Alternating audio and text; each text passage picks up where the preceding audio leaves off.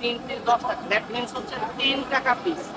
আলু দিয়ে চড়ে, তো আলু দিয়ে চড়ে স্পেশাল কিছু খাবার আছে, এগুলো হচ্ছে এখানে আছে সিঙ্গারা, এখানে হচ্ছে পেঁয়াজু, এখানে হচ্ছে আঙ্কেল ভাজতেছে।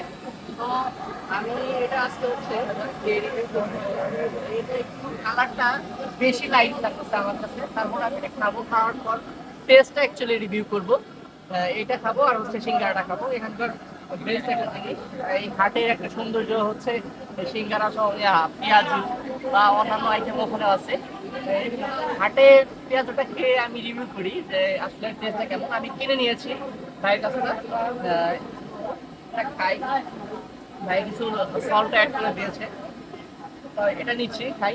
কালারটা দেখেন, নাইস, দেখতেও জোস। পেঁয়াজও বেশি আছে, বিসমিল্লাহ।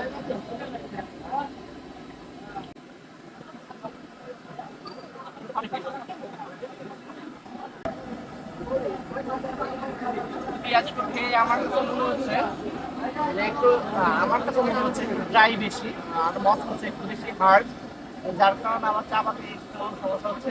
ভাইকে রিকোয়েস্ট করবো পেঁয়াজ আর একটু বাড়িয়ে দিতে। আর আমি সল্ট কম হয়ে যাবে, আমার কাছে সল্টটা একটু বেশি লাগতেছে। আর এখানে আছে সিঙ্গারা, সিঙ্গারা আমি সল্ট ছাড়া একটাকে ট্রাই করবো। এই রে, আমি এই বাইকে পরে দাম দিয়ে দিচ্ছি, আমি নিয়ে নিচ্ছি একটা সিঙ্গারা।